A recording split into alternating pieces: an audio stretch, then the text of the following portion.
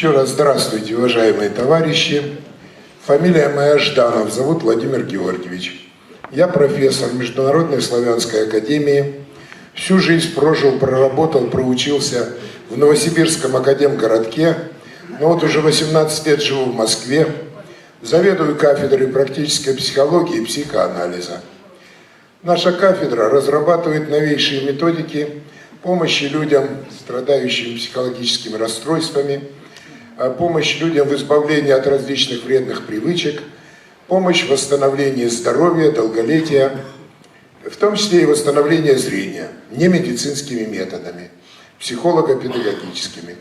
И вот сегодня как раз у меня первая лекция была «Верни себе зрение». Завтра в час будет она повторена «Верни себе зрение». Поэтому если у кого-то, все, кто носит очки, кто читает в очках, у кого устают, болят глаза, проблемы со зрением у детей, у родителей, много на компьютере работает, обязательно найдите время, придите, либо подскажите людям. Очень интересный материал. Оказывается, любой человек может сам снять очки, восстановить зрение и начать видеть без очков, так же, как в очках, даже лучше. Я являюсь ведущим специалистом в России, а как выяснилось и в мире, мы впереди планеты всей, поэтому будет очень интересная, полезная встреча. Кроме того, я являюсь председателем Союза борьбы за народную трезвость. Председателем нашего союза 20 лет был всемирно известный хирург, академик всех медицинских академий мира Федор Григорьевич Углов. Он знаменит не только тем, что за свою долгую жизнь он не выпил ни одной рюмки и не выкурил ни одной сигареты. А он знаменит в первую очередь тем, что в возрасте 100 лет он делал самые сложнейшие операции в своей клинике. Он занесен в книгу рекордов Гиннесса как единственный на планете Земля хирург, у которого хирургический стаж более 75 лет. Он 78 лет оперировал людей. Я 20 лет был его первым заместителем по этой общественной организации. К сожалению, 22 июня 2008 года, на 104-м году жизни, Федор Григорьевич скончался в Санкт-Петербурге. После его смерти меня избрали председателем Союза борьбы за народную трезвость. И вот я езжу по разным городам, весям и странам, рассказываю людям правду о той страшной войне, которая ведется против нашего народа с помощью алкоголя, табака и других наркотиков. Тот 2 дня назад только вернулся с Сахалина, приглашало меня руководство области. И вот сейчас приехал сюда к вам, в город Новополоцк, по приглашению, по просьбам работников комбината завода «Нафтан», и дирекция, и профсоюзный комитет уговорили меня приехать сюда к вам, хотя, конечно, нагрузка очень большая. И я с удовольствием вам сегодня расскажу то, что знаю. Прежде чем мы будем ту тему, которая была заявлена, я хотел бы немножко рассказать о том, чем последние 1,5 года мы серьезно занимаемся на нашей кафедре. Когда ушел из жизни Углов, кстати, он умер не от старости, он умер от перелома шейки бедра. В 100 лет шел с работы, подскользнулся, упал, сломал шейку бедра. 2 тяжелейших операции под наркозом. Вот эти наркозы и разрушили его здоровье. То есть так он восстановился, даже через полгода после этих операций вальс танцевал. Но вот эти вот, конечно, наркозы подорвали его здоровье. И когда Углов ушел из жизни, я как-то так нахально заявил, что вот в память о своем великом учителе я проживу минимум 120 лет. Минимум. Вот я уже 70 прожил, всего-то 50 осталось. Это уж точно проживу, у меня даже нет никаких сомнений. И стоило вот так нахально заявить, вы знаете, пошла информация. Да какая информация, мы просто ахнули. В городе Одессе жил человек по фамилии Друзьяк, Николай Григорьевич. Он сам биохимик по профессии, очень классный биохимик. И он еще при советской власти сильно заболел. Врачи лечили, руками развели. И он давай хвататься за все новомодное, что было в конце 70-х годов у нас в Советском Союзе. Начал по утрам бегать. Не помогает. Радикально не помогает. Начал голодать. Не помогает. Начал в Черном море купаться зимой. Не помогает. По бутейке дышать не помогает. Мочу пить тоже не. В общем, ничего не помогает. И тут ему в голову пришла гениальная мысль. Вот его гений заключается в том, что он вдруг ясно понял, что за здоровьем надо идти не к врачам, которые сами через одного больные, а за здоровьем надо идти к долгожителям. Вот где надо искать здоровье. И он выяснил, что в СССР было 4 территории устойчивого долгожительства. 4. Во всем мире таких территорий 20, а 4 в Советском Союзе были. Первое – это Нагорный Карабах в Азербайджане. Люди в среднем там жили 140-160 лет. Рекордсмен Советского Союза по продолжительности жизни – пастух Ширали Муслимов. Достоверно доказано, прожил 168 лет. До последнего дня работал пастухом. У него около 40 внуков, правнуков уже пересчитать никто не мог. Вторая территория долгожительства – это верховье реки Куры в Дагестане. Верховье. В низовье ни одного нет долгожителя, а в верховье долгожители. 130-150 лет. У них даже был обычай. Считалось, что человек, проживший 150 лет, хватит ему жить. Его правнук сажал на коня, увозил в горы, ну а там уж как его судьба дальше. То есть вот даже такой был обычай у них вот в этом Дагестане. Третья территория – Кадорское ущелье в Абхазии. Не все абхазы долгожители, а вот кто в Кадорском ущелье живут, те 130-150 лет. И четвертая территория – Якутия. Пока туда водку не завезли, якуты жили в среднем 120-140 лет, это считалось нормальная продолжительность жизни среднего якута. И он объехал все эти 4 территории, все их объехал. Когда он пишет, я приехал в Карабах, первое, что поразило, ни один долгожитель по утрам не бегал. Ни один вообще. Ни один из них мочу не пил. Ни один из них не голодал, понимаете? А все живут, все здоровые, все работают, всем за 100 лет. У них ни аптеки, ни фельдшера, ни больницы, ничего нет. И все живут. И он 14 лет искал отгадку, почему люди там так долго живут. 14 лет. И докопался до истины. Все оказалось дело в воде. В воде, которую пьют эти люди, в воде, которую пьют животные, в воде, которую пьют растения, которые там у них растут. Оказалось, что эти 4 территории, это все 4 вулканических плато. И вся вода, которая там, это вода либо дождевая, либо из снега растаявшая. Подземных вод там нет. Плато вулканическое. И эта вода сверхмягкая, она сверхмягкая вода.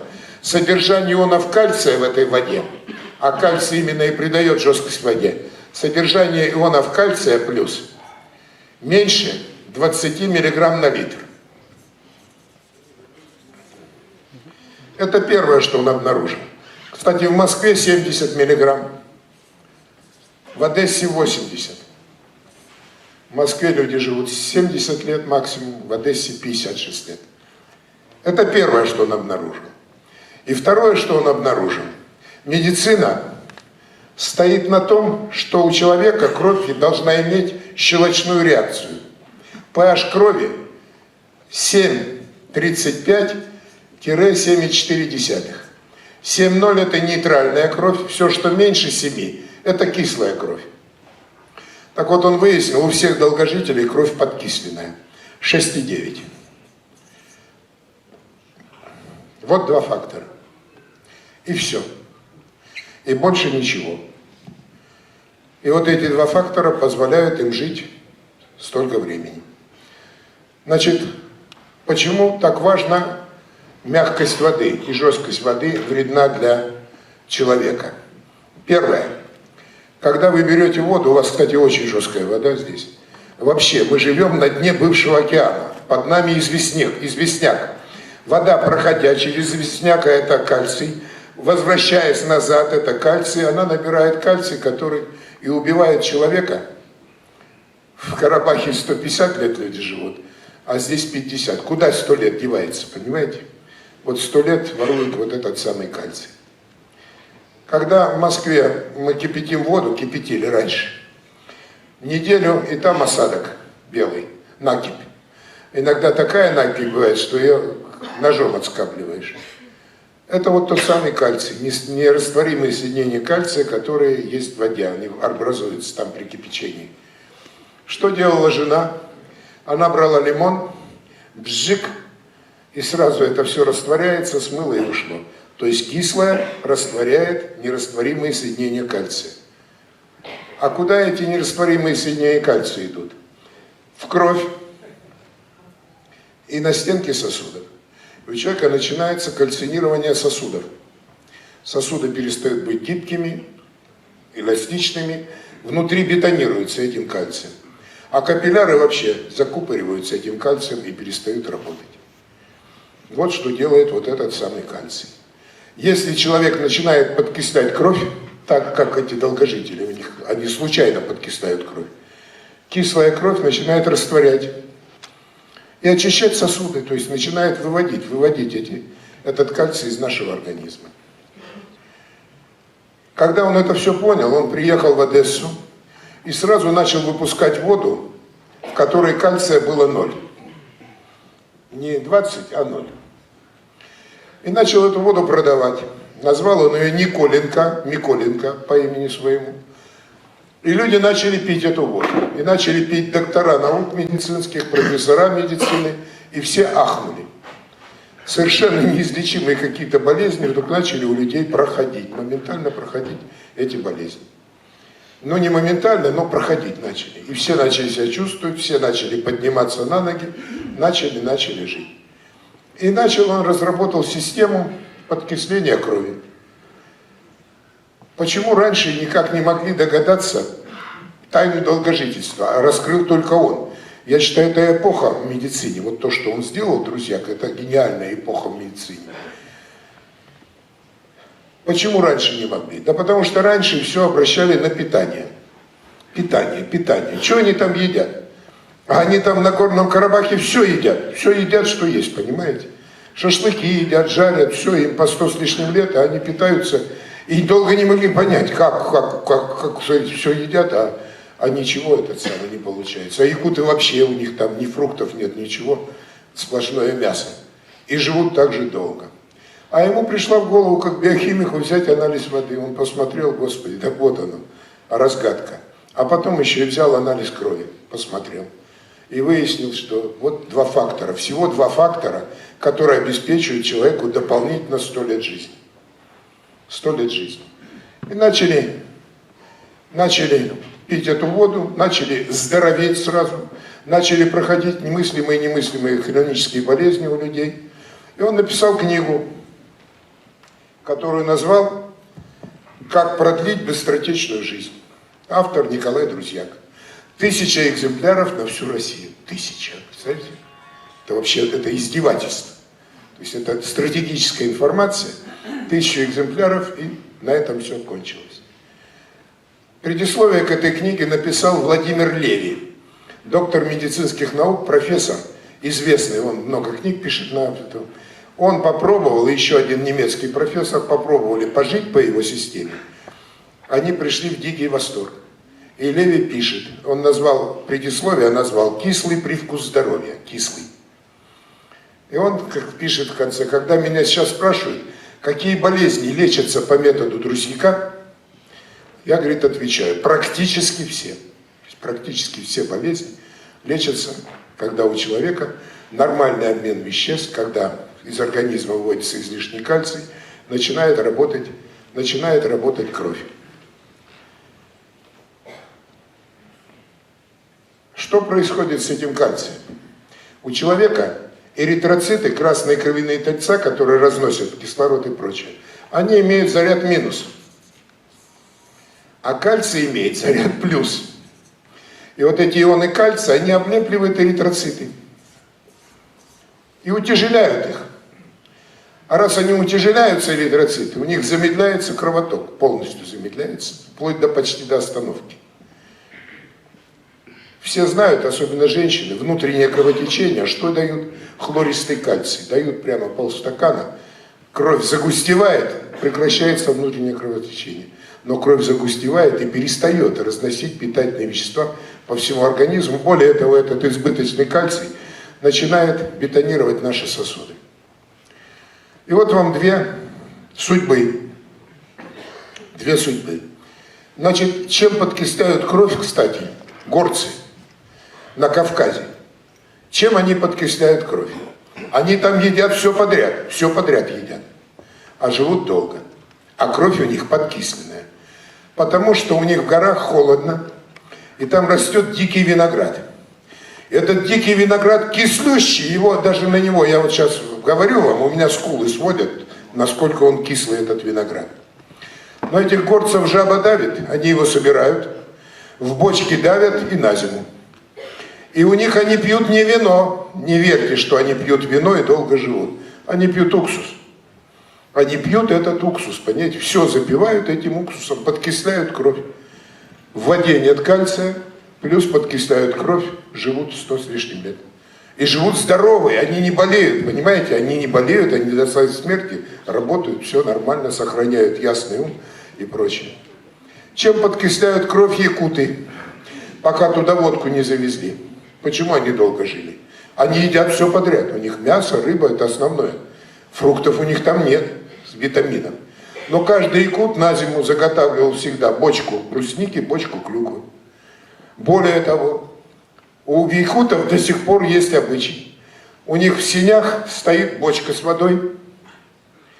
И зимой они выпиливают лед на реке, Лена, а лед это дистиллированная вода. И продают. И каждый эту глыбу льда в эту бочку, и каждый, кто в гости приходит, обязан выпить кружку этой воды. Это твое здоровье и долголетие. Якуты это знают. До сегодняшнего дня в городе Якутске у них такой обычай сохранился. Покупают лед и пьют. Кстати, дистиллированная вода из льда имеет pH 5,6. То есть кислая она. Вот здесь вот. Она подкисляет кровь. Вот и все. А теперь две судьбы. Первая судьба. Владимир Ильич Ленин умер в 53 года, совершенно молодым человеком, с моей точки зрения. Умер он от склероза сосудов. Причем сосуды у него настолько были бетонированы вот этими кальциями. Врач, который его вскрывал, он пишет: я скальпелем по сосудам стучал, сосуды звенели. То есть бетонированы были, склеротированы полностью сосуды. Более того, последние 3 года Ленин страдал старческим слабоумием. У него были закупорены капилляры мозга уже этими самыми вещами. И ничего помочь в этом не могло. Единственное, что могло помочь, если бы его начали кислотой, кислой кормить, поить, растворять, можно было вычистить эти все сосуды, вычистить, как лимоном чистим чайник, понимаете? Вот для чего кровь подкисляется. Подкисляется эта кровь. Вторая судьба. Поль Брэк.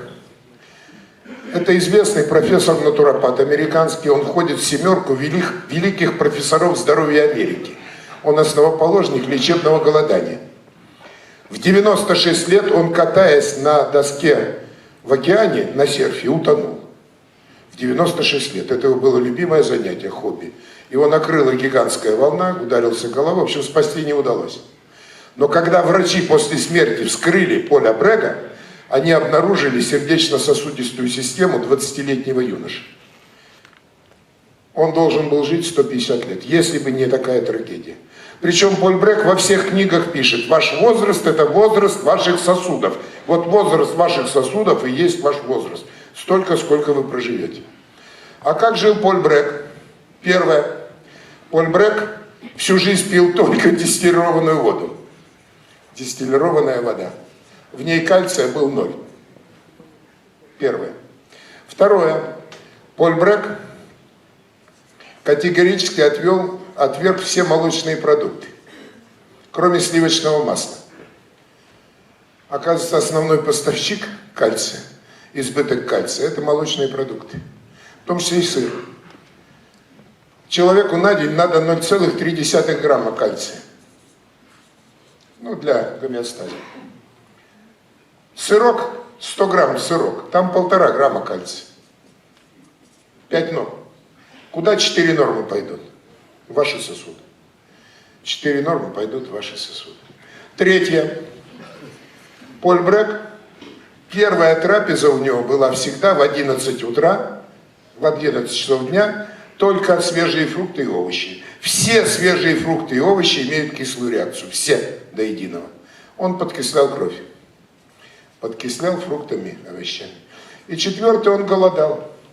Он голодал раз в неделю, раз в квартал, раз в месяц, и у него во время голодания выходят кислые тела в кровь, идет подкисление крови. Кстати, друзьяк определил, что все методики, которые ведут к оздоровлению и продлению жизни, все связаны на подкисление крови, все. Человек заболел, врач пришел, ему выписал, что аспирин. А что такое аспирин? Ацетилсалициловая кислота. Ребенок заболел, что мама делает? В воду лимончика выжимает. Что это? Лимонная кислота. Американский профессор Полинг в 1926 году получил Нобелевскую премию за то, что доказал, что витамин С способствует здоровью и долголетию. А что такое витамин С? Это аскорбиновая кислота. Легкий бег продляет жизнь и дает здоровье. Почему? Потому что через 20 минут легкого бега в кровь поступает много молочной кислоты. Бутейко, мой сосед в Академгородке, мы в соседних домах с ним жили, он доказал, что ликвидация глубокого дыхания повышает в крови содержание углекислоты, что способствует оздоровлению и долголетию. Это доказал. Голодание, да, подкисляет, то есть все крутится вокруг подкисления крови. Оно действительно дает и здоровье, и долголетие. Если целенаправленно подкислять кровь, будете жить долго, счастливо, если будете пить нормальную воду. Кстати, где взять нормальную воду? У вас очень жесткая здесь вода. Живем на дне океана, очень жесткая. Кальция много, и долгожителей нет у вас. Все фильтры, которые продают, все это мусор. Все они кальций насквозь пропускают. Единственный фильтр, который очищает воду от кальция, это фильтр, запишите, с обратным осмосом. Обратный осмос. Осмос. Я заказал этот фильтр через интернет, приехал мастер в Москве, установил мне этот фильтр. И тут же прибор к нему, определение жесткости воды, электронный приборчик. Он взял из-под крана, налил воды, поставил, смотри, 188 миллиграмм на литр, 188. Вылили, из-под крана, из-под фильтра набрал, показал 11. 18 раз очищает, и там вообще нет кальция. И вот мы уже почти год пьем эту воду, готовим на ней. Результат потрясающий.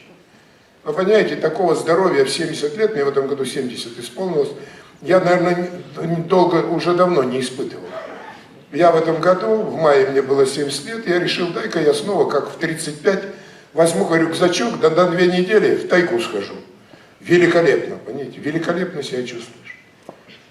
Как определить, что действительно начался процесс омоложения организма, и человек встал на путь долгожительства? 3 критерия. Первое. Моча должна иметь кислую реакцию. Моча кислая. И прозрачная. Почти без цвета, без запаха. Это значит, в организме все в порядке. Если мутная, запах и щелочная, это все, это уже идет мощнейший патологический процесс. Второе. Энергия. Энергия. Все отмечают, ну, все на кафедре, все отметили, что да, у человека энергия начала ключом бить. Жизнь. А третье, очень важный показатель, называется СОЭ. Это анализ крови, когда берут. Там есть показатель СОЭ. Скорость оседания эритроцитов. СОЭ.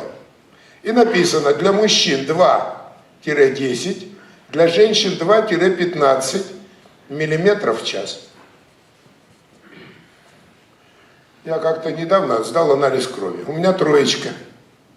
Это говорит о том, что у меня очень жидкая кровь. Она доходит до всех, питает, все хорошо. У меня на курсе по зрению, прямо напротив, сидел человек больной в доску. Видно, что он болен просто. Он говорит, Владимир Ильич, посмотрите, мне вот только что анализ крови сделал. Я посмотрел, у него 27. 27. То есть это при смерти человека уже видно вот с этим самым. Все, ну, 3 критерия, которые показывают состояние вашего здоровья и прогнозируют, сколько лет вы дальше проживете. Но при одном условии. Если вы себя не будете гробить. А чем человек себя гробит? Алкоголь, табак и другие наркотики. Согласны или нет? Вот сегодня мы как раз на эту тему с вами и переговорим. Как раз я к этому и подошел.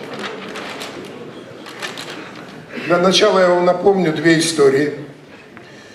Первая история 20 лет назад произошла в городе Минске. В городе Минске проходил городской праздник пива. И в рамках этого праздника на площади Немига для молодежи устроили грандиозный рок-концерт. На этом рок-концерте рекой лилось здоровое пиво. На этом рок-концерте молоденькие, нарядно надетые девушки назойливо предлагали покурить сигареты именно вот этой марки. Рекламная акция шла. Было настолько весело и здорово, все были такие счастливые и довольные. И тут началась гроза. И вот эта одуревшая от пива и сигарет молодежь разом бросилась в подземный переход метро. И насмерть растоптала, растерзала 53 человека, в основном молоденькие девушки. Причем на следующий день судебно-медицинская экспертиза определила, что почти все растерзанные люди тоже были пьяные. Это первая история. Вторая история произошла в моем родном Новосибирском академгородке, в моем родном Новосибирском государственном университете. В общежитии номер 3 в кафе за столиком сидело 4 студента 4-го курса математического факультета. И как это было принято у студентов, они пили пиво и курили. А за соседним столиком точно таких же 4 студента и тоже 4-го курса, кстати, взрослые люди, но только химического факультета. И тоже сидели, пили пиво и курили. У математиков закончилось курево. Подошли к химикам и попросили закурить. Но то ли они не так попросили, то ли что-то, может, им не так ответили. В результате одного студента зарезали насмерть, 3 искалеченных в реанимацию, а 4 арестовала милиция. От 8 до 20 лет тюрьмы за убийство и нанесение тяжких телесных повреждений. Это реальная история, произошла в Новосибирском академгородке. И что больше всего меня поразило в этих двух историях, на 3-й день хоронили жертв трагедии. Стоит 53 гроба. Стоит президент Лукашенко, плачет. Все правительство стоит, плачет. 500 000 молодежи собралось хоронить этих девушек.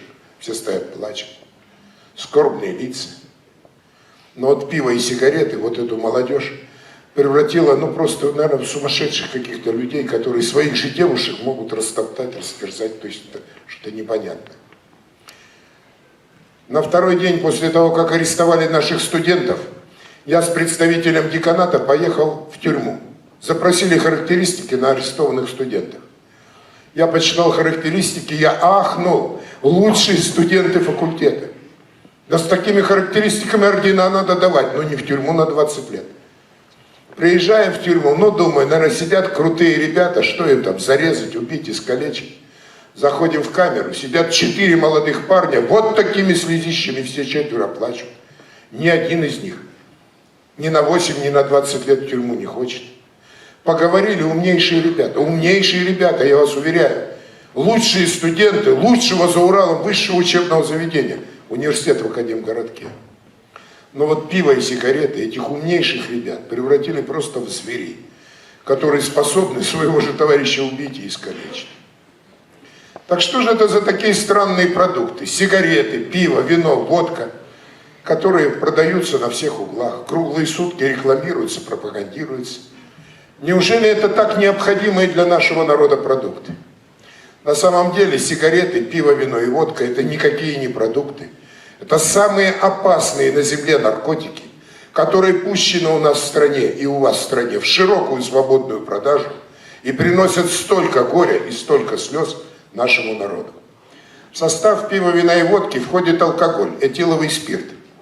Его химическая формула C2H5OH. Это учат в средней школе.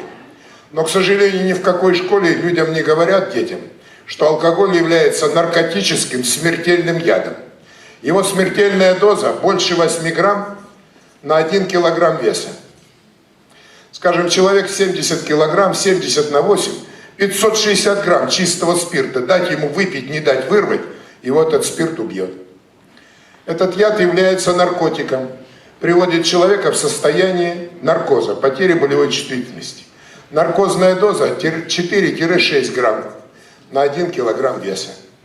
Медицина 300 лет использовала алкоголь как наркотик при операциях. Во время Великой Отечественной войны у белорусских партизан не было никаких медикаментов. И они использовали в партизанских госпиталях использовали самогон как наркотик. Раненому натощак давали выпивать 3 стакана самогона. И он впадал в состояние наркоза, потери болевой чувствительности. Резали, зашивали, ничего не чувствовали. Но 3 стакана натощак наркоз, а 4 смерти. Почему отказалась медицина от алкоголя как наркотика? Очень узка наркотическая широта. Некоторые пьют, больно, еще выпил, сразу умер. Проскакивает наркоз, сразу летальный исход.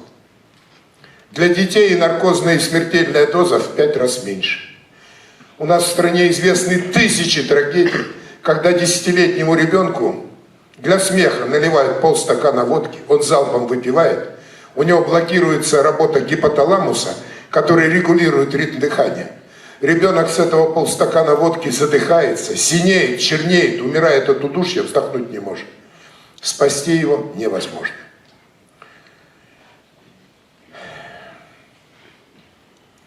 У человека нет ни одного органа в организме, который бы не разрушался алкоголем. Но в самую первую очередь у человека разрушаются мозги. Потому что там этот яд имеет свойство накапливаться. Кружка пива, стакан вина, принятый вовнутрь, спирт всасывается в кровь и повреждает эритроциты, красные кровяные тельца. Они склеиваются в тромбики, эти тромбики начинают гулять по сосудам, закупоривать сосуды и капилляры, в том числе закупоривают капилляры мозга. Клетки мозга начинают кислородно голодать, клетки мозга начинают в массовом порядке погибать, нормальная работа коры головного мозга нарушается, и человек поэтому дуреет. Причем процесс алкогольного одурения у разных людей протекает по-разному. У одних, в первую очередь, разрушается затылочная часть мозга, вестибулярный аппарат, их вот так болтает. У вторых разрушается нравственный центр. Медицина знает тысячи случаев, когда на утро пьяница не может вспомнить, где был, что делал, с кем пил.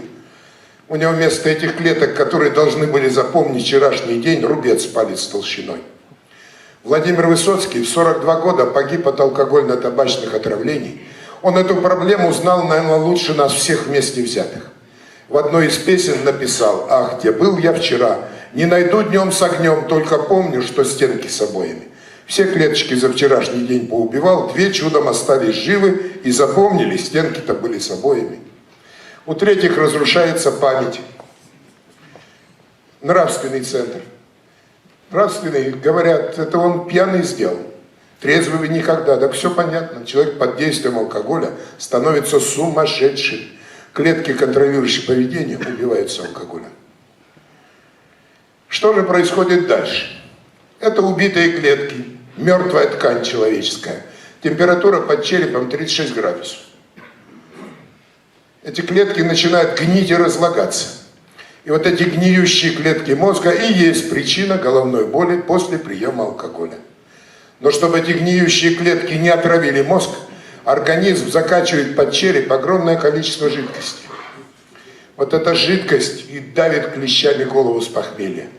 Эта жидкость растворяет убитые клетки и на утро через мочеполовую систему сливает их в городскую канализацию. Поэтому запомните абсолютно точный научный афоризм. Тот, кто пьет вино и пиво, тот на утро мочится собственными мозгами. Абсолютно точный научный афоризм.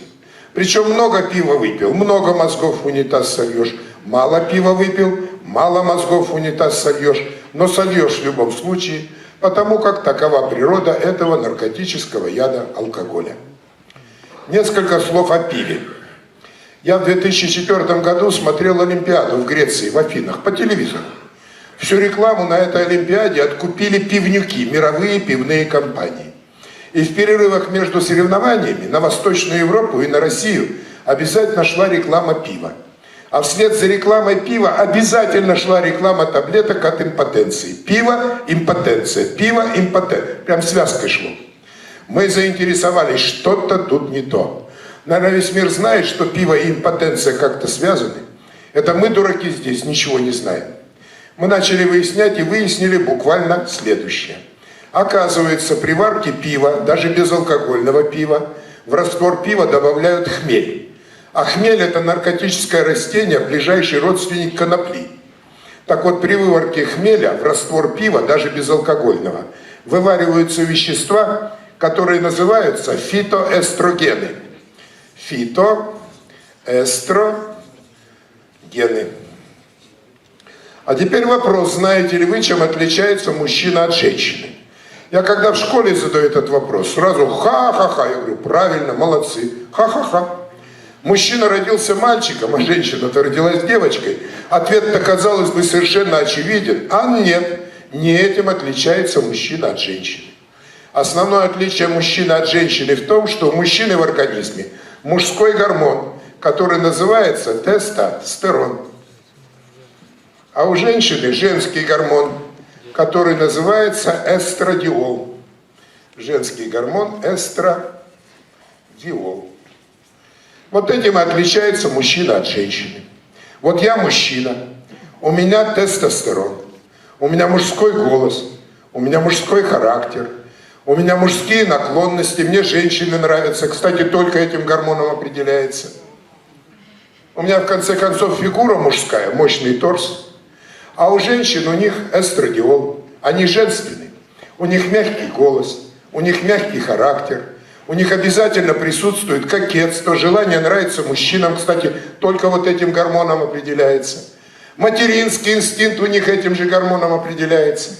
У них, в конце концов, фигура соответствующая. Более узкие плечи, расширенный таз, возможность выносить и родить ребенка.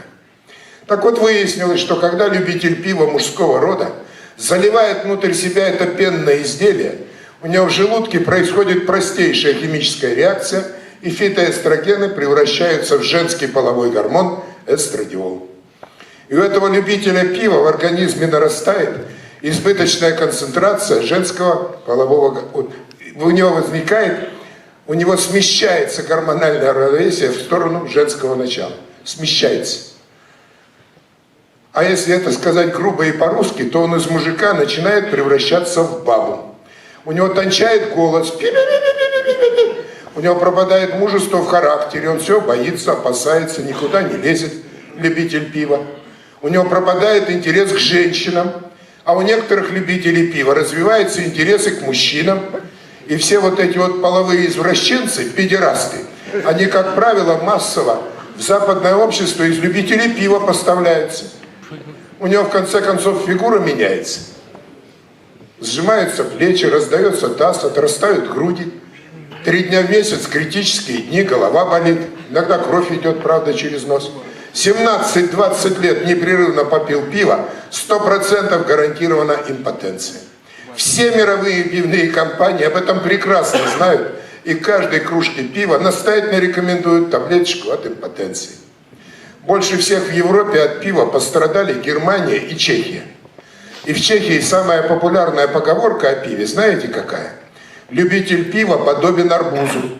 У него растет пузо, но отсыхает кончик. Кончик отсюда. Тут тонкое наблюдение чехи сделали насчет пива. Но еще более страшная картина, когда пиво употребляет женщина. Женщина, употребляющая пиво, у ней в желудке происходит та же самая химическая реакция, и фитоэстрогены превращаются в женский половой гормон эстрадиол. И у ней нарастает избыточная концентрация женского полового гормона. И это страшно. Эта милая девушка, милая женщина начинает превращаться в агрессивную, злобную самку. Агрессивную и злобную. Поставили эксперимент на крысах. Взяли 20 крыс, 10 самцов, 10 самок. Поместили в отдельный вольер, поставили корыто с водой и корыто с пивом. Все крысы стали пивными алкоголиками. Бежали только к корыту с пивом. А когда корыто с пивом уносили, Они вокруг этого места, как пьяницы вокруг пивной, собирались и выли, чтобы им вернули это пиво. И когда у самок-крыс начался брачный период, самцы на них ноль внимания. И самки до того озверели, они разорвали самцов и их сожрали. Но когда ученые вскрыли самок, они определили, у всех самок в 4 раза увеличена матка, и вся матка забита слизью. Это страшное дело, избыточный эстрадиол в женском организме. А теперь вспомним ту рекламу, которую еще недавно по телевизору кормили нашу молодежь. За столом сидит он и она, а между ними 2-литровый огнетушитель с этим пивом. Она-то пиво пьет, у ней-то желание нарастает, а он-то пиво пьет, у него-то от этого пива все же отпадает. Вот вам, пожалуйста, скандал в семье, развод, а такая простая вещь, как пиво. Долго реклама дурила молодежь. Кто бежит за Клинским? Самый умный, самый красивый, самый, кого девки любят. Запомните, будущие ранние импотенты, вот кто бежит за пивом. И девчонки молодые, я вас просто заклинаю, упаси вас Господь, связать свою жизнь с любителем пива. Намаетесь, жизни будете не рады. В лучшем случае для вас это все разводом закончится. Это в самом лучшем случае разводом все кончится.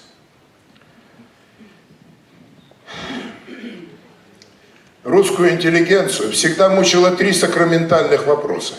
Что происходит, кто виноват и что делать? И вот сейчас эти вопросы в вопиющей остроте встали по отношению к алкогольно-табачно-наркотической проблеме. Что происходит? По данным Всемирной организации здравоохранения, в пьющих, курящих, сифилизованных странах, как они их называют, каждая 3-я смерть от алкоголя. Прямые и косвенные. 1/3 смертей от алкоголя. Плюс 1/4 от табака. В России, мы посчитали, в 2012 году за год было уничтожено с помощью алкоголя, табака и наркотиков порядка 1 300 000 человек. За год. Много это или мало? Это прямые и косвенные вещи. Много это или мало? Если мы переведем на язык военных цифр, штатная численность дивизии военного времени 10 000 человек. Отбросим 4 нуля. В 2012 году в Российской Федерации поголовно было уничтожено 130 дивизий. Причем это в основном мужчины трудоспособного возраста и в основном русские мужчины. Такой войны Россия не знала никогда за всю свою тысячелетнюю историю. Причем эта война по своим жертвам и последствиям намного страшнее Великой Отечественной войны. Из той войны мы вышли победителями, закаленные духом. За 5 лет страну из руин подняли. Из этой войны мы какими выйдем, если еще выйдем, если нам дадут еще из этой войны выйти. Кто виноват? В общественное сознание сейчас внедряют одну очень опасную мысль о том, что, дескать, алкоголь, табак, наркотики – это какой-то дождик. Вот он с неба капает и капает. А ты, Владимир Георгиевич, сделай все, чтобы молодежь из луж не хлебала. Вот сделай. А то, что с неба капает, а что тут? Только руками развести. На самом деле у нас в стране существуют мощнейшие силы, заинтересованные в спаивании нашего народа. Это прежде всего производители алкоголя. Это неслыханные барыши. Это торговцы алкоголем, фантастические сверхприбыли. Это отдельные представители власти, которые крышуют этот так называемый бизнес на крови, на смертях, имеют свой очень хороший процент от этого спаивания. Это мировая закулиса, которую раньше называли мировой империализм, которая спит и видит, когда последний русский человек сопьется, как индеец в Америке. Приходи, владей, ведь все пробурено, все распахано. Завози сюда новых негров и строй себе рай на земле. 250 лет назад над индейцами в Америке они такую аферу очень здорово и ловко провернули. И вся вот эта шайка-лейка в русском языке имеет характерное итальянское название «мафия». Это алкогольная, табачная и наркомафия. Они-то и уничтожают наш народ. И борьба за трезвость, есть суть борьба вот с этой самой мафией. Если кто-то этого не понимает или в упор не хочет понимать, то он в этой проблеме не понимает вообще ничего. Причем эта мафия не наша, не белорусская, не русская. Это мировая мафия. 300 лет все сверхдоходы, полученные от продажи алкоголя и наркотиков, делит английский королевский двор со времен опиумных войн в Китае. Во главе всей этой структуры стоит. У нас все пивные комбинаты принадлежат западному капиталу. У нас только смерти, импотенция, понимаете, вымирание населения в русских областях, а все доходы, а доходы все, им еще и доходы идут, понимаете. Что же делать? Прежде чем ответить на этот вопрос, надо ответить на вопрос, а почему же люди пьют? Ну почему люди пьют? Ну все же знают, что это плохо. Добром не кончится, а куда ни просят, все же пьют. Самуил Маршак на эту тему написал целую поэму. Для пьянки есть такие поводы. Разлуки, встречи, праздник, проводы, ля-ля-ля-ля-ля-ля-ля. И заканчивается покупка новый чин и просто пьянка без причин. Все это глупость. Науке известны всего 3 причины, почему люди пьют. Науке известны всего 3 причины, почему люди курят. Науке известны всего те же самые 3 причины, почему люди колятся наркотиками. Первая причина, самая страшная и самая важная, называется доступность данного наркотика. Доступность.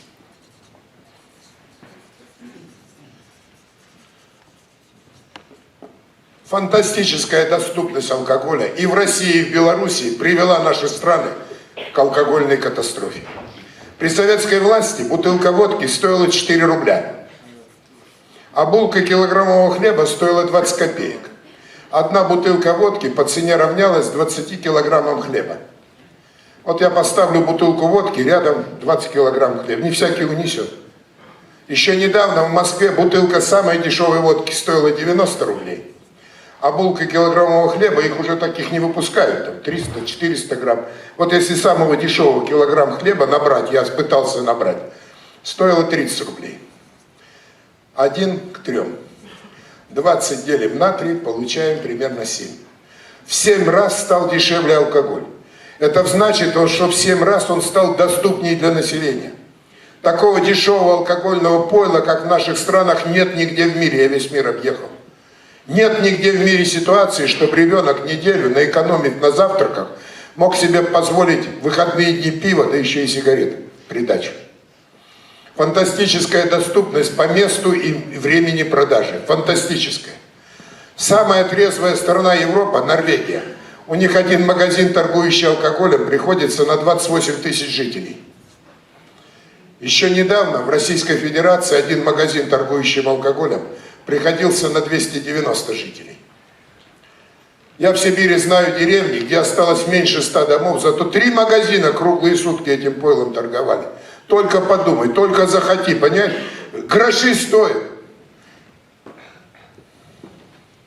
Вторая причина. Убеждения людей. Убеждения людей. Убеждения людей в том, что им надо пить. Убеждения людей в том, что им надо курить. Убеждения людей в том, что им надо колоться наркотиками. Причем мафия тратит сотни миллиардов рублей и долларов, чтобы у нашей молодежи создать в голове алкогольные, табачные и даже наркотические убеждения. Я лет 8 назад целый день сидел перед телевизором, щелкал по всем каналам. Чем занимались герои популярных телепередач? Все они пили, курили, развратничали. И молодежь пытались убедить, вот она жизнь, к которой тебе стремиться надо. 6 лет назад бывший главный санитарный врач России Геннадий Онищенко выступил с инициативой. Давайте примем закон, по которому запретим показывать на экранах телевизоров положительных героев с сигаретой в зубах и рюмкой в руках. Давайте у молодежи сформируем образ положительного героя, трезвого и некурящего. Вот такого блинного, доброго молодца, который защитит, не обидит, понимаете, поможет. Вы не представляете, какую травлю Онищенко устроила алкогольная и табачная мафия. Вплоть до физического уничтожения. Ему 2 охранников круглосуточных приставили. Андрей Малахов, который ведет телепередачу «Пусть говорят», он решил обсудить эту проблему в своей телепередаче. И меня пригласил, чтобы я защитил точку зрения Онищенко. А против меня выставили народную артистку России Наталью Крачковскую. Напомните эту тетю, Она уже тогда была в доску больная, ее кое-как подмышки выведли, усадили в кресло. Начинается передача, она берет микрофон и заявляет: кто такой Онищенко? Мне, народной артистке, он будет указывать, где мне пить, где мне курить. Да я 40 лет пью и курю, и плевала на все. А перед этим на экране показали 39 народных артистов, которые, как было сказано, преждевременно через алкоголь и табак на тот свет отправились. Начиная с Высоцкого в 42 года, Абдулов 54 года, заканчивая, я считаю, гениальным русским актером Владиславом Галкиным в 38 лет. У меня все внутри закипело, я встал и говорю: да сколько же нам надо еще вас, народных артистов, перехоронить, чтобы оставшийся в голове-то да что-то бы просветлело. Ну что же вы творите? Ну ладно, вы сами в эту пропасть лезете. Вы зачем молодежь-то за собой в эту пропасть тащите? Ну и третья причина, тоже очевидная. Это наркозависимость. Наркозависимость. Человек, который начинает употреблять любой наркотик, а алкоголь и табак это наркотики, он неизбежно проходит через 3 стадии употребления. Первая стадия – герой. Хочу пью, хочу не пью. Хочу курю, хочу не курю. Вторая стадия – хочу пить и пью, хочу курить и курю. А третья стадия – уже не могу ни пить, ни курить. Уже эта петля наркотическая на шее затянулась. Вот 3 причины, почему люди курят, пьют и колятся наркотиками. И запомните, других причин нет и быть не может. И если где-то, когда-то вы вдруг услышите рассуждения о каких-то других причинах, почему люди пьют, знайте, это мафия. Она все делает, чтобы отвлечь наше внимание от решения смертельных для этой мафии проблем. А именно, ограничение при сокращении доступности, в первую очередь для детей и молодежи до 21 года, и формирование трезвых убеждений у молодежи. Если мы это сделаем, мафия просто сдохнет сама по себе. Идет телепередача, встает академик, социолог в галстуке и с умным видом заявляет: у нас в деревнях нет работы, и потому там люди пьют. И все захлопали. Надо же, мысль-то какая свежая, да умная. В деревнях нет работы, потому там люди пьют. Я поднимаюсь и говорю: а вы хоть раз были в деревне? Он говорит: проезжал. Я говорю: я родился, вырос в деревне. Кто вам мог сказать такую глупость, что в деревне нет работы? Да в деревне работы выше крыши. У нас в Сибири уже все поля бурьяном заросли. Иди работай, себя прокормишь, семью на базар свезешь. А вот то, что деревню упоили ниже плинтуса, и спившаяся деревня потеряла всякий смысл, всякий интерес к работе, вот это правда. Вы этим московским бомжам хоть $1 000 000 в месяц платите, они все равно работать не будут. Понимаете, это уже все, это уже из какой-то фантастической жизни. Идет другая телепередача. Группа так называемых ученых, социологов, психологов, наркологов, проктологов во главе с доктором наук поднимается и заявляет: мы провели многолетние исследования и выяснили, что народ в России пьет в основном с горя и от безысходности. И все захлопали. Надо же ведь. Ведь не просто так брякнуло, какие-то исследования провели, деньги затратили. А напротив сидит другая группа таких же ученых. Не-не-не, вы не правы. Мы еще более серьезные исследования провели и выяснили, что народ в России все-таки пока больше пьет с радости и по праздникам. И все опять захлопали.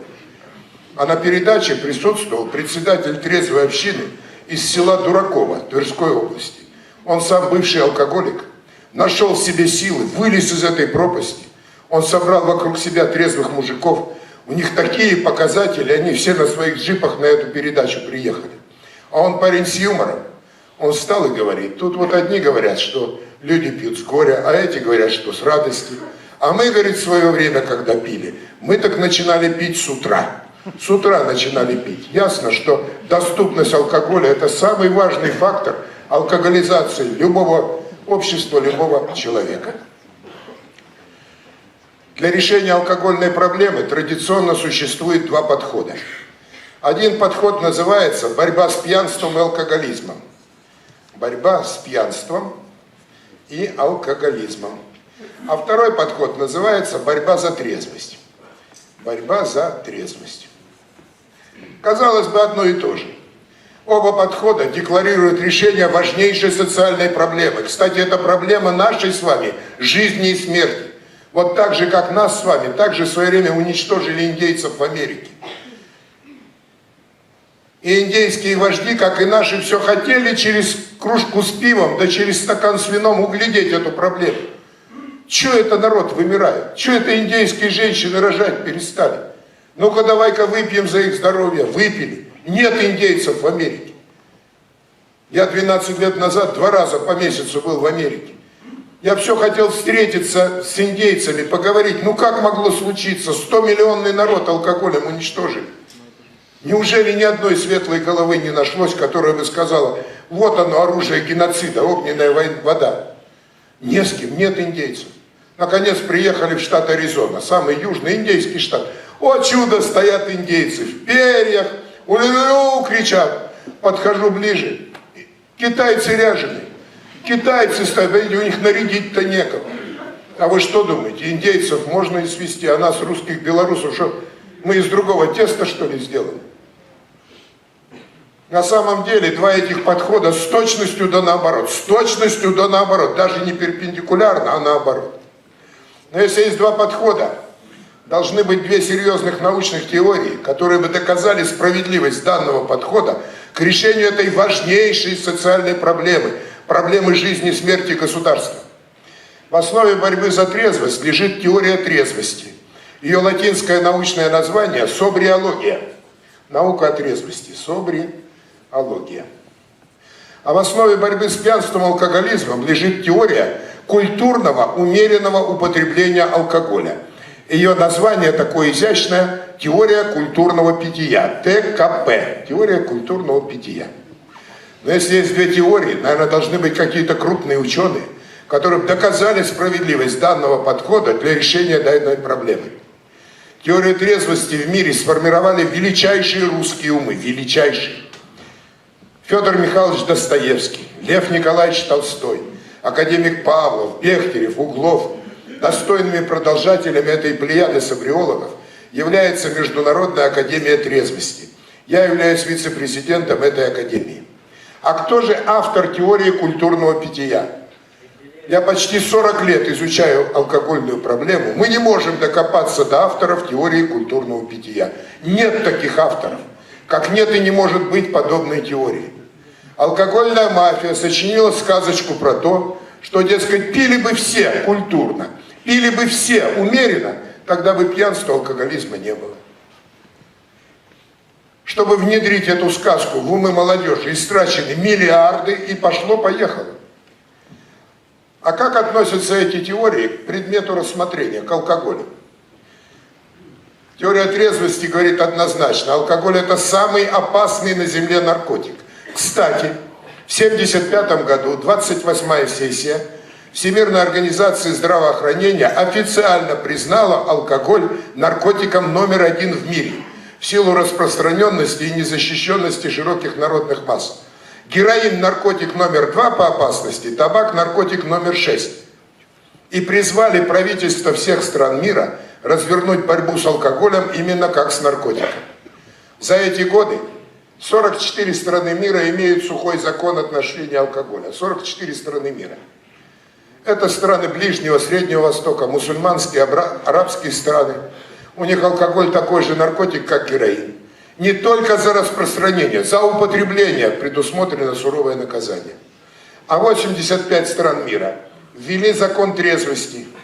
Максимальное ограничение на доступность к этому яду, в первую очередь детей и молодежи, до 21 года. И только Советский Союз в 1975 году в антинаркотической секции представлял бывший главный врач-нарколог страны, некий Бабаян, сам большой любитель алкоголя, и в знак протеста против признания алкоголя наркотиком Советский Союз вышел из антинаркотической секции и отказался по существу рассматривать эту проблему. А что говорит про алкоголь теория культурного питья? Она говорит, что алкоголь – это специфический пищевой продукт, специфический, но пищевой. Продавать его надо только в гастрономии, рядом с колбасой, хлебом, чтобы, не дай бог, молодежь не подумала, что это яд и наркотик. Представьте, я бы приехал в ваш город, зашел в хозяйственный магазин, в самом дальнем углу, где ядохимикаты, удобрения, мышеловки. Я вдруг увидел бы, стоит запыленная бутыль с пивом, ржавая канистра с водкой. Какие темные личности с котелками бы подходили, им бы кружкой отмеряли. Наверное, молодежь бы задумалась, что это пиво с водкой, да в хозяйственном магазине среди ядов стоит. Нет. Вы зайдите в любой супермаркет, иконостас бутылок, на любой карман, на любой вкус, только захотите, только подумайте. Детям продадут. Но продукт какой-то специфический. Почему-то его нельзя употреблять за рулем. До сих пор понять не могу почему. Молока напился, ничего, пива напился, ГАИ требует, права лишает. Да что за ерунда? Пищевой же продукт, вот рядом. Ребята, купил. В продовольственном магазине. Следующий важнейший вопрос. А как вы думаете, алкоголизм и наркомания это болезнь или это вредная привычка? А? Кто считает, что алкоголизм это болезнь? Поднимите руки. Выше, не стесняйтесь. А кто считает, что это вредная привычка? Ну, подавляющее меньшинство. Так вот, запомните и всем расскажите. Выдумки о том, что алкоголизм и наркомания болезнь, это выдумки алкогольной и наркомафии и примыкающей к этой мафии врачей-наркологов. Это никакие не болезни. Это вредные человеческие привычки.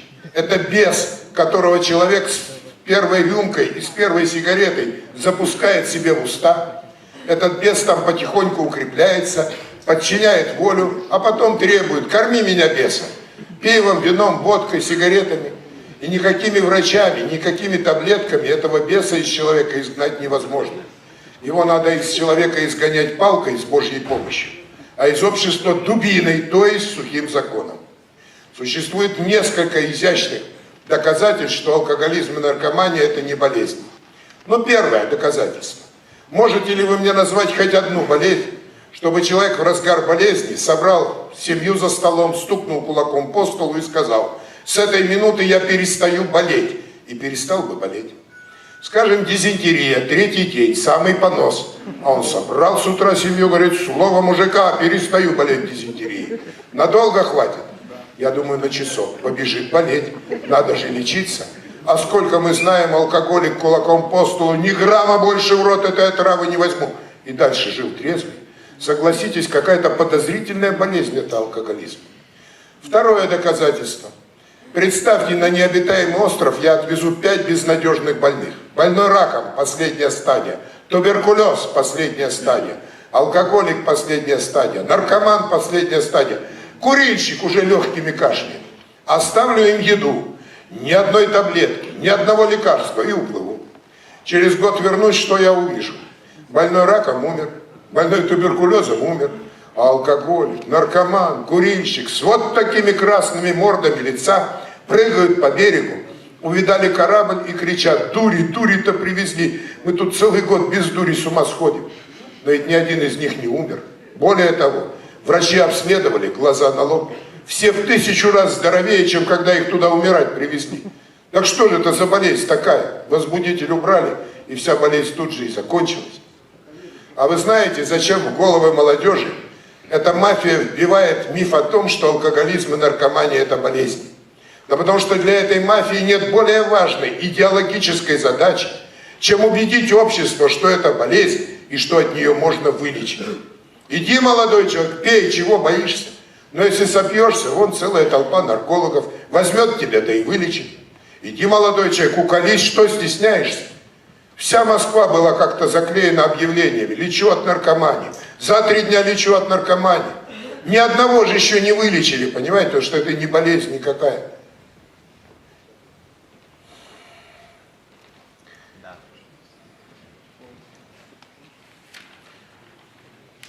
Теперь давайте посмотрим, а на кого направлена вся мощь пропаганды этих теорий. На кого она направлена? Теория трезвости, ее пропаганда направлена... по-другому я напишу сейчас. Вот эту проблему алкогольную проще всего представить в виде конвейера. Вот я рисую алкогольный конвейер. Крутится он в эту сторону. А на конвейере пьющие люди. А мафия сверху алкоголь подливает. Кого мы видим на этом конвейере? В самом начале конвейера находятся так называемые культурно пьющие люди. Ох, как весело в начале конвейера, вы себе представить не можете. Там пиво море, шампанское рекой.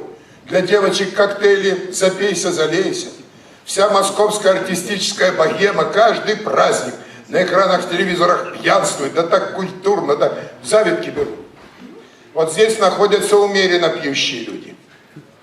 Мафия сюда вино и водку льет. А вот здесь уже веселье закончилось. Тут уже начинаются проблемы. Проблемы в семье, проблемы на работе. Здесь находятся пьяницы. Мафия сюда самогон льет.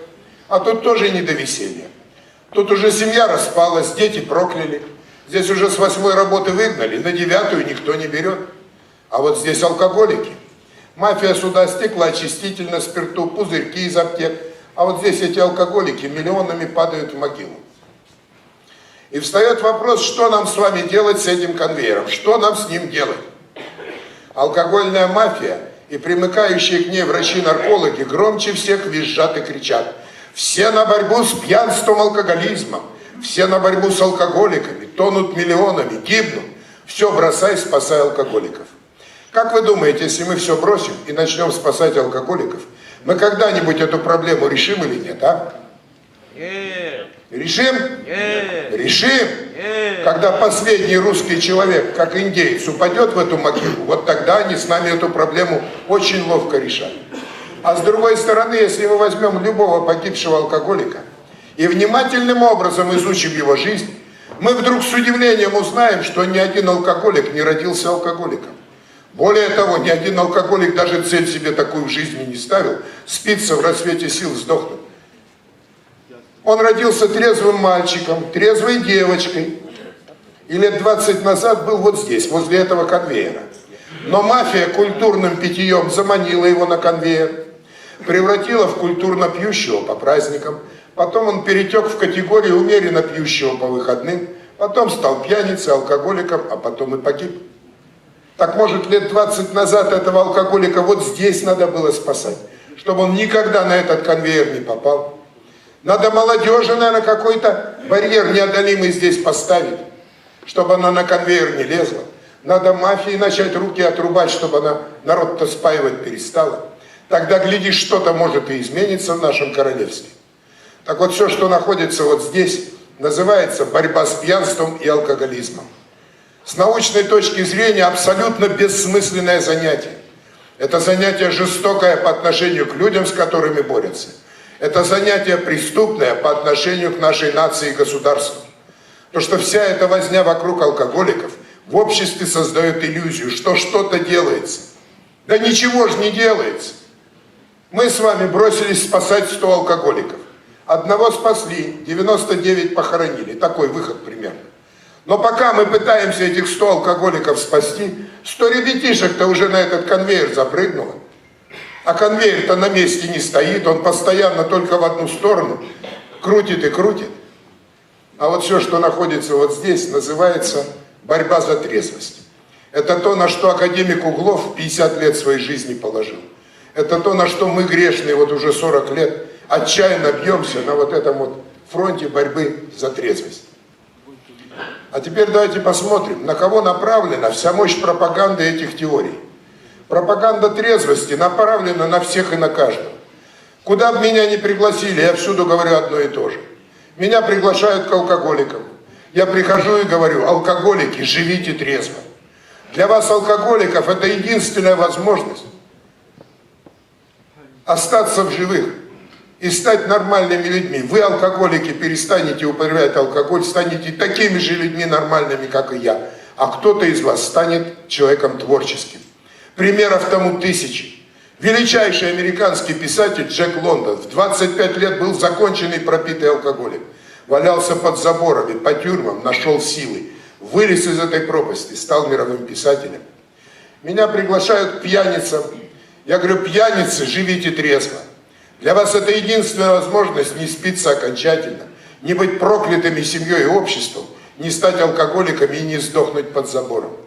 Меня приглашают к людям культурно пьющим, я прихожу и говорю: люди культурно пьющие, живите трезво. Вы хотя бы подайте пример трезвой жизни своим собственным детям. Где гарантия, что ваши дети, глядя на вас, как вы по праздникам пьете культурно, начав пить, не сопьются? Есть у вас такая гарантия? Нет такой гарантии ни у кого. У нас на глазах всего мира безобразнейшим образом президент Ельцин спился. У нас в Академгородке 4 академика спились, так же, как обычные люди. И самое главное, я прихожу к детям, к молодежи и говорю: дети, молодежь, живите трезво. Живите трезво. Для вас это единственная возможность реализовать в жизни все свои способности, создать прекрасные семьи, познать настоящую любовь, нарожать абсолютно здоровых детей, состояться в этом мире как людям и гражданам. А на кого же направлена вся мощь пропаганды культурного питья? Призывать алкоголиков пить культурно бессмысленно. Алкоголики пить культурно не смогут никогда. Призывать пьяниц пить культурно – это преступно. Я более культурных выпивок, чем пьяницы, в жизни не видел. Пьяница в застолье, когда первую рюмку поднимает, он и пальчик отставит, и за прекрасных дам тост скажет, и второй тост у него за любовь, а третий тост в стихах и за Мара Хаяма. Вот после 7-й рюмки у него культура вдруг куда-то разом уходит, и, как говорится, опять обделался. То есть призывать пьяниц пить культурно – это призывать их пить, спиться, стать алкоголиками. Призывать людей, которые пьют культурно, пить культурно – вообще глупость. Они же уже пьют культурно. Что же, еще культурнее, что ли, пейте? Так на кого направлена вся мощь пропаганды культурного питья? Запомните, вся мощь пропаганды культурного питья ровно на 100% направлена на спаивание, уничтожение наших с вами трезвых детей и нашей молодежи. Вот кого эти сволочи на самом деле призывают пить культурно. Не нас с вами, детей наших трезвых. Дети, пейте культурно, пейте умеренно, хорошие вина, вы, дети, пейте, вы начните, дети, пить. Вы хоть одной ножкой на этот конвейер спрыгните. Мафия вас подхватит, она вас утопит. Поэтому на сегодняшний день любая пропаганда культурного питья должна быть у нас признана государственным преступлением. И люди, которые пропагандируют культурное питье, запомните, это либо дураки, каких немало на Руси, либо это враги, которые очень хорошо знают, что и зачем они делают, и им за это очень и очень хорошо платят. Лет 10 назад по Первому каналу выступал бывший главный врач-нарколог страны академик Иванец. Закатил глаза этот Иванец и вещает: о, алкоголизм – это болезнь, болезнь страшная, неизлечимая болезнь. Нам нужны миллиарды рублей, нам нужны миллионы коек, чтобы десятки миллионов алкоголиков полечить. Тетенька ведущая спрашивает: так а сейчас-то что делать? И этот академик, не моргнув глазом, с экрана телевизора заявил: а надо дома и в школе детей учить культурно пить. У меня аж челюсть отпала. Он что, дурак этот академик? Да нет, поверьте, он далеко не дурак, я его лично знаю. Выгнали его с работы. Нового поставили главного нарколога в России по фамилии Брюн. Так вот, этот Брюн начал с того, что перед Новым годом по всем каналам телевизора начал обучать россиян, как на Новый год больше этого зелья выжрать, а при этом бы поменьше одуреть. Да что это такое? В гибнущей от алкоголя стране главный нарколог не трезвости, а пьянству взялся обучать население. А теперь посмотрим, а какие на все это идут деньги, какие идут на это средства, на пропаганду трезвости среди молодежи. Я из своей не очень-то большой профессорской зарплаты вот уже 35 лет каждый месяц 20% откладываю на борьбу за трезвость. Помочь газетам, мы 5 газет издаем трезвенческих, напечатать диски, съездить куда-то перед молодежью выступить. Вы понимаете, в любом приличном обществе стыдно об этом говорить, это гроши, понимаете, вот на гроши мы на эти живем. За 40 лет трезвенческого движения у нас в России государство ни копейки не дало на борьбу за трезвость. Сюда же на борьбу с пьянством, наркологам миллиарды как в трубу летят. И ведь никто с них не спросит, куда они делись. Вы нам покажите эту армию вылеченных алкоголиков, которых вы вернули в народное хозяйство. Нет этой армии-то. А у нас говорят демократия. Пожалуйста, Владимир Петрович, вот иди в 10 класс, расскажи детям правду об алкоголе, у тебя очень хорошо получается.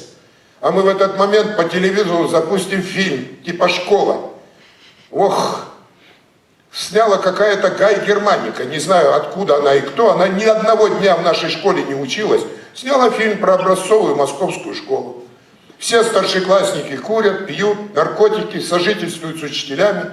У вас такого еще нет здесь? Ну, отстаете, что вы? Передовую школу же показывают там, понимаете? Вот такая у нас демократия получается. Ну и самый главный вопрос всей этой теории. А где у нас находятся родители? Вот где у нас находятся родители? Если родители находятся вот здесь, ведут трезвый образ жизни, как вы думаете, своим примером они способны своих детей удержать от этого конвейера? Своим личным примером. Способны или нет? Да. Я бы осторожнее сказал, есть шанс. И шанс есть очень хороший. Вот у меня в семье 40 лет сухой закон. 40 лет нет алкоголя вообще. Все праздники трезвые, будни трезвые, родня, друзья трезвые. У меня выросли 2 дочери взрослых трезвенницы. Нашли трезвых молодых людей, сыграли трезвые свадьбы. 2 внучки растут трезвенницы. Старшей внучке 18 лет поступила на 1-й курс МАИ, Московский энергетический институт, факультет компьютерной безопасности. Второй внучке 16 лет, 10 класс перешла, 4-кратная чемпионка Москвы по художественной гимнастике. Поверьте, мы, трезвые люди, имеем шанс выжить в условиях войны, которая ведется против нас. Мы имеем шанс выжить. А если родители вот здесь, по праздникам, пьют культурно, умеренно, хорошие вина, с хороших бокалов, как вы думаете, они своим примером затащат своих детей на этот конвейер или нет? Конечно. А? Да. Затащат или нет? Да. Если кто-то сомневается, давайте проведем маленький эксперимент. Я попрошу всех вас быстро. Подняли вверх указательный палец. Быстро все подняли. Выше подняли, еще выше подняли. А теперь посмотрите, что вы сделали. За исключением самых слепых. Вы ведь подняли большой палец. Я же просил указательный. А вы-то подняли большой. Вы взрослые люди. Ведь вы же сделали не то, что я вам сказал сделать. А вы взяли и сделали то, что я сделал. Так вот, запомните. Наши дети тем более делают не то, что мы им говорим, а дети делают то, что мы сами делаем. Вы своему ребенку хоть кол на голове тишите, что алкоголь и табак, яд, наркотик сами будете употреблять, наплюет он на все ваши разговоры. Нет. А есть у вас гарантия, что ваш ребенок, начав пить культурно, глядя на вас, не сопьется и не сгинет с лица земли? Нет такой гарантии ни у кого. Нету. Это наркотик. Вот в этом большом пальце вся суть проблемы и заключена. Хотите, чтобы ваши дети пили, курили, к наркотикам потянулись, в расцвете сил сгинули с лица земли? Сами начните, только культурно, только по праздникам, умеренно. Не дай Бог с топором друг за другом бегать. Дети еще подумают, наверное, что-то не то в этом алкоголе. Поставите вы их на этот конвейер. В Москве живет, он в Москве жил, сейчас в Пскове живет, архимандрит Тихон Шипкунов. Это очень влиятельный священник, духовник Владимира Владимировича Путина. И вот отец Тихон мне рассказывает. Я, говорит, полгода ходил по храму, смотрел, как в лавке продают диски какого-то бородатого профессора Жданова. Ходил, смотрел, не выдержал, спрашиваю, что за диски. А продавец говорит, да вы знаете, народ берет, да очень хвалит. Ну-ка, дай я посмотрю. И ему попалось мое выступление в одном из храмов Москвы под названием «Алкогольный террор против Святой Руси». А отец Тихон, он патриот. Он говорит, я 2 часа не мог оторваться от экрана. Всю ночь молился. На утро начал меня искать. Разыскал и говорит, Владимир Ильич, это самая страшная проблема для русского народа — алкоголь. Проблема жизни, смерти. У меня, говорит, есть возможность, а он сам киношник. Он закончил институт кинематографии, сценарист. У него прямо при монастыре Сретенском епархиальная киномастерская. Говорит, давайте по вашим материалам отснимем несколько фильмов, отснимем ролики. Я, говорит, добьюсь, что Первый канал это все показал. И мы сели за работу. 4 месяца работали, не разгибаясь. Это было лето, осень 2008 года. И в конце января, в начале февраля мы отсняли 3 фильма. «Чижик-пыжик, где ты был?» о детском алкоголизме. 8 марта о женском алкоголизме и воздействие алкоголя «Давайте выпьем». И около 2 десятков социальных и медицинских роликов. И в конце января, в начале февраля, 2 недели, Первый канал показал 2 наших фильма и ролики. Результат превзошел все наши ожидания. Мы получили более 40 тысяч отзывов от молодежи по интернету со всей России. Огромное спасибо, открыли глаза, вышли на ваши сайты, посмотрели лекции профессора Жданова, навсегда перестали пить, курить, девчонкам запретили эту отраву употреблять. И в результате этих 2 недель показа в марте месяце продажа алкоголя в России обвалом сократилась на 21%. Такого не было с 1985 года. Ясно, что мафия не могла терпеть подобных убытков, нажала на все мыслимые и немыслимые каналы, запретила, потом, молодой человек, потом отвечу, запретила показ наших роликов, показ наших фильмов по центральному телевидению. Но джин уже был выпущен из бутылки, начали эти ролики крутить в школах, в вузах, местные телеканалы. Отец Тихон спрашивает: Владимир Ильич, как мы назовем наш проект? Я говорю: ну как, батюшка, очевидно, отрезвление России – общее дело. Он подумал, человек мудрый, говорит: не будем этого беса сразу хватать за хвост, давайте просто общее дело. Ну ладно. И сейчас у нас действует в России мощнейшая молодежная организация под названием «Общее дело».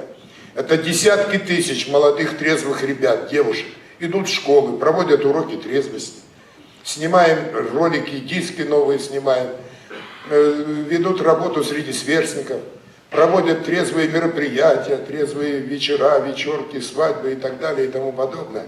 Идет работа. Россия трезвеет. Трезвеет именно за счет молодежи. Потому что установка, что надо пить меньше, но надо пить, но меньше, но надо пить, она полностью себя дискредитировала. Сейчас установка такая: надо жить трезво. Молодежь, живем трезво, значит, спасем и себя, спасем и страну. Вот главный лозунг сегодняшнего дня. Причем, вы знаете, молодежь, когда шли наркологи и рассказывали молодежи про каплю никотина, которая убивает лошадь, молодежь хохотала и говорит: вы приведите нам эту лошадь и каплю никотина. О том, что у пьяницы печень разрушается. Да плевать они хотели на эту печень. В 16 лет для него здоровье на 18 месте. Что там, когда оно пышет? Это здоровье. Но выяснилось, что у нашей молодежи все-таки на самом первом месте это Родина. Родина все равно на самом первом месте. И когда к молодежи приходишь и не говоришь про печень, а говоришь, что Родину твою убивают, сволочи, алкоголем, табаком и наркотиками, и ты должен выбрать для себя, с кем ты будешь, здесь или с теми, кто уничтожает нас, и тебя уничтожит, и детей. Вот это на молодежь действует, понимаете?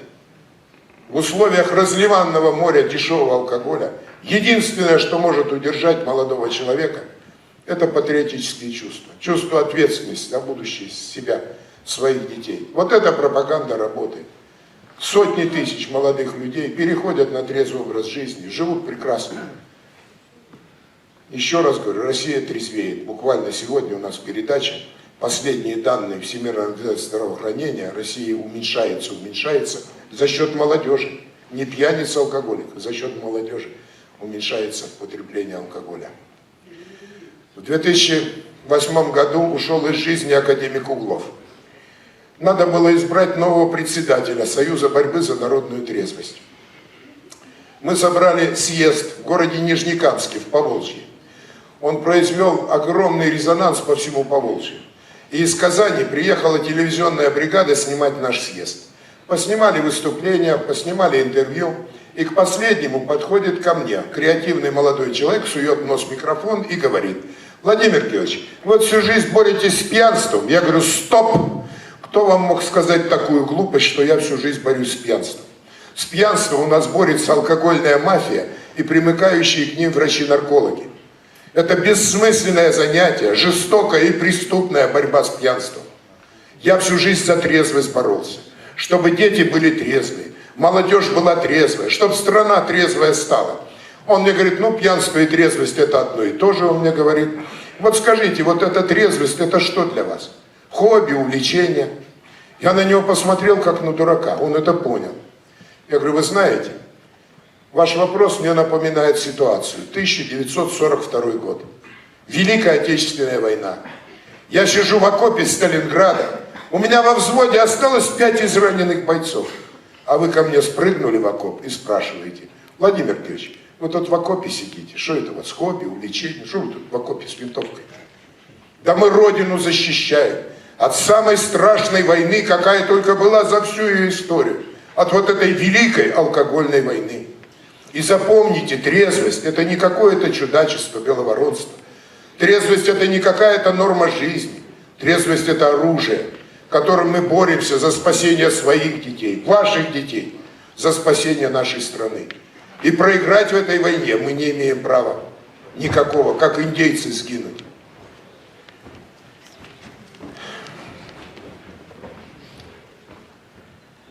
Алкогольная мафия имеет гигантские деньги.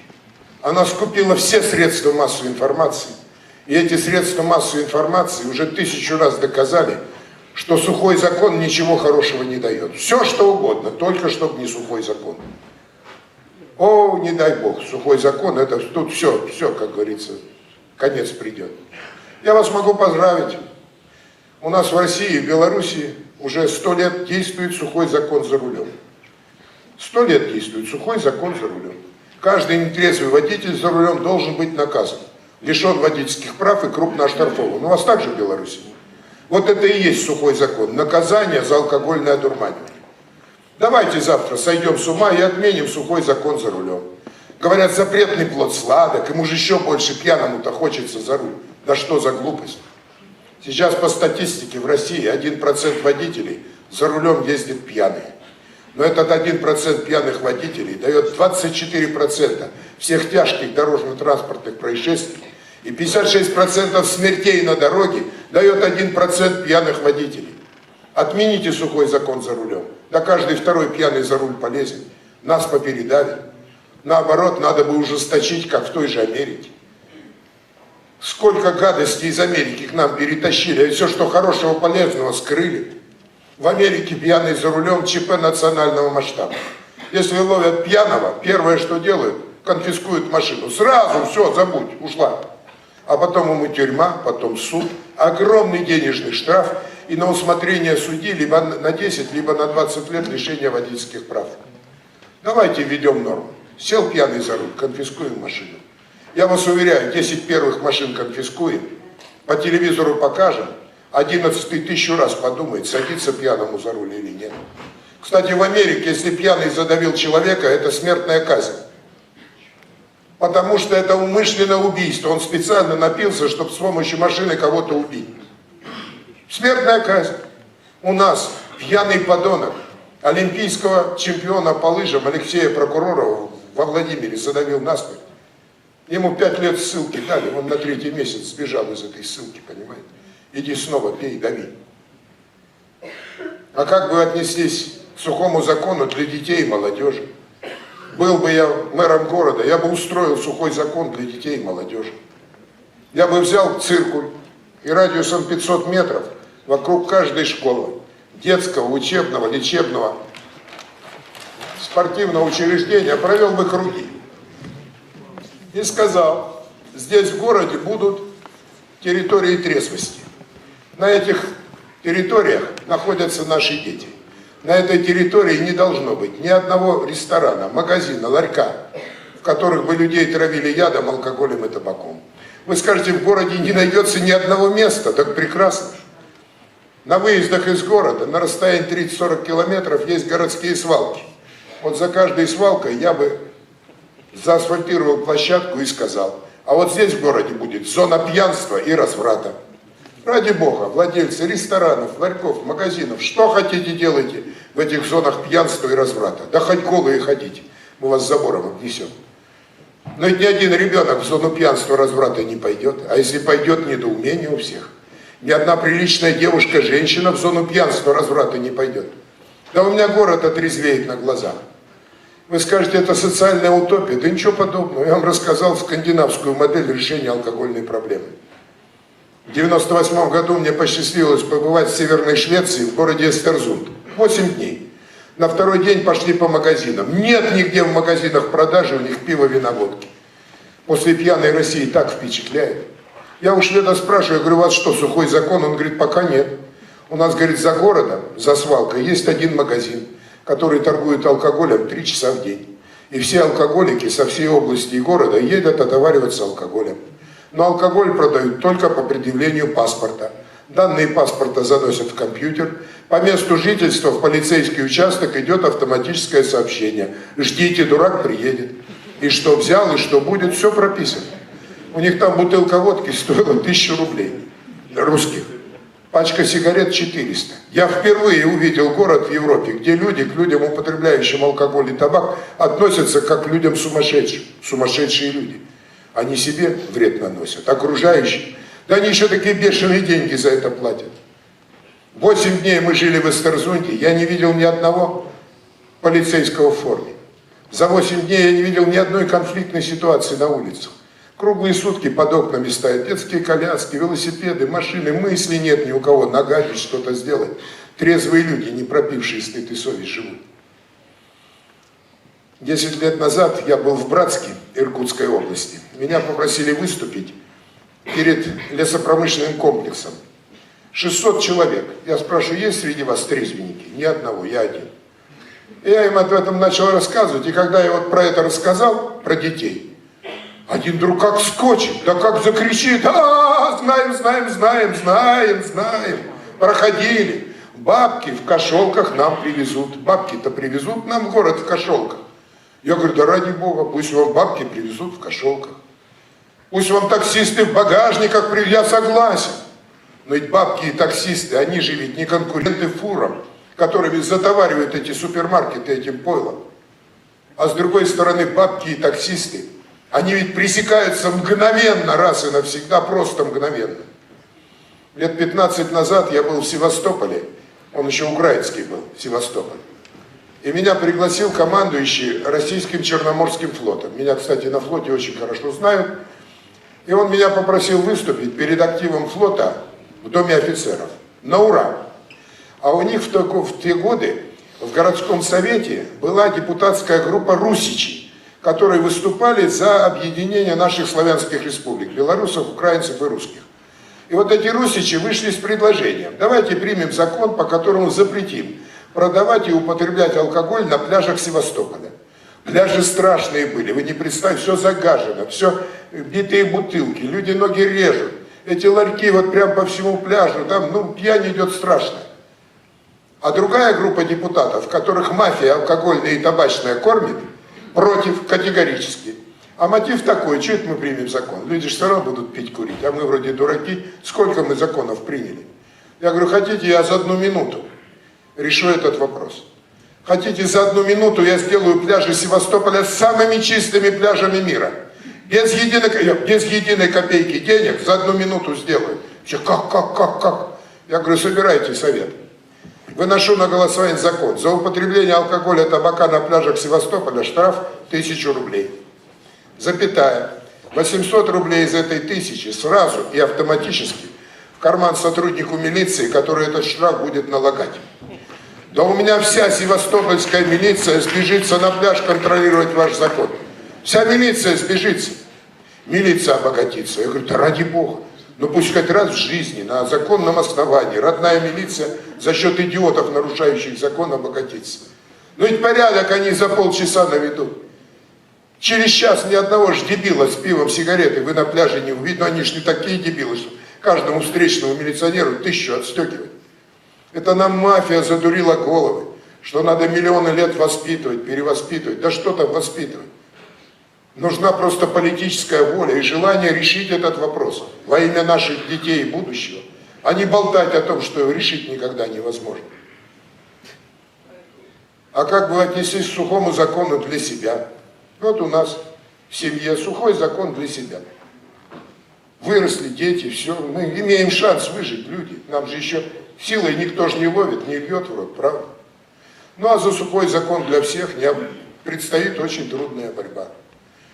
В этой борьбе мы объединились в наш союз борьбы за народную трезвость, про который я вам и говорил. Его 20 лет возглавлял Углов, вот сейчас еще уже 11 лет я возглавляю. Он действует, единственная общественная организация, которая пережила перестройку. Мы до сегодняшнего дня всесоюзный союз борьбы за народную трезвость. На все мероприятия представительные делегации Украины, Беларуси, Прибалтики, Молдавии, Казахстана приезжают. Мы единственная в стране чисто общественная организация. У нас нет ни одного штатного работника, все работают только по велению души и сердца.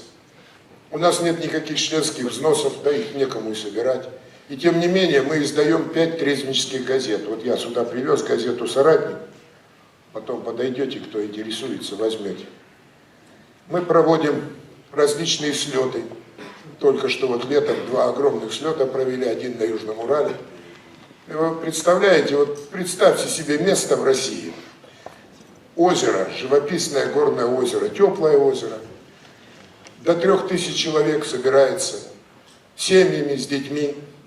10 дней в палаточном лагере, и вы за 10 дней не увидите ни одной бутылки, ни одной сигареты, ни одного бранного слова не услышите. Это даже не коммунизм, а что-то такое, чему люди еще и название не придумали. А все веселые. Мы проводим лекции, учебу, курсы проводим, мероприятия. Вы представляете, как вывалят на поляну 700 молодых людей, да в национальных костюмах, да хороводы.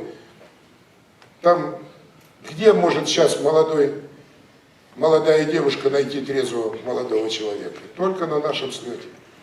А где молодой человек сейчас трезвую девушку может найти? Ну, тоже только на слете.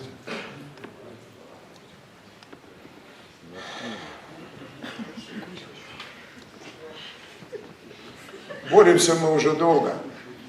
Меня часто спрашивают, а кто финансирует ваш союз борьбы за народную трезвость? Государство вам ни копейки. Это в основном спрашивают корреспонденты, которых сам долларами их кто-то питает, этих, они вот так вот с подковыркой, кто-то же вас финансирует, чтобы вы не сдохли до сих пор. Я говорю, а нас финансирует народ. Как народ? Народ не может финансировать. Я говорю, а нас вот как раз финансирует народ. Нас финансирует народ.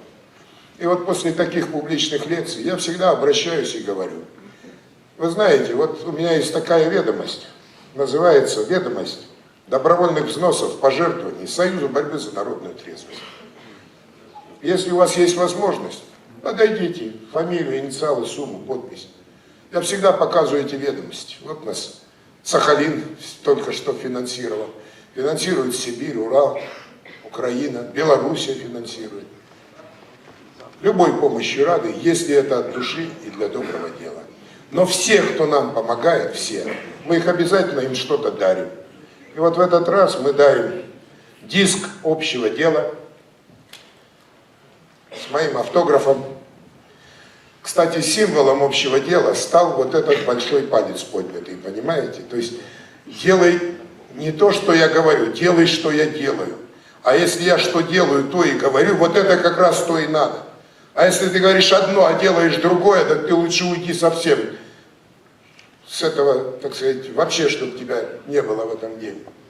Вот такое вот общее дело, символ. Здесь 6 35-минутных фильма трезвенческих. Это урок трезвости. Каждый фильм урок пришел, показал, от себя добавил, вот и все. А дети воспринимают это очень сильно, им этой информации не хватает как воздуха. И мы дарим вот такой значок, газету «Соратник», значок, на котором написано «Союз борьбы за народную трезвость», 25 лет. И Георгий Победоносец, который копьем пронзает зеленого змея. Носят люди на разных мероприятиях, знаете, ходят все со значками. Что это у тебя? Ну-ка, Союз борьбы за... Да ты что, да ее трезвость давно удавили. Да нет, это святая, вечная идея. Не потому я не пью, что у меня печенка, селезенка болит, нет. Я народ свой трезвостью спасаю, и тебя спасаю. И вы знаете, в любой ситуации такая позиция вызывает у людей уважение. У нас всегда на Руси идейных людей уважали, согласны? Тут начинают наливать, я стакан отодвигаю. Ты что, больной? Я говорю, да нет, ребят, я-то как раз здоровый, это у вас не все там в порядке. Сейчас будете дуреть, болеть от этого яда. Этот значок очень сильно, вот у меня такой же, но, правда, чуть поменьше есть. Что мы привезли? Привезли мы интересные материалы. Я хочу вам представить одного из руководителей трезвенческого движения Беларуси, Толкачев Валентин Андреевич. Давайте ему похлопаем.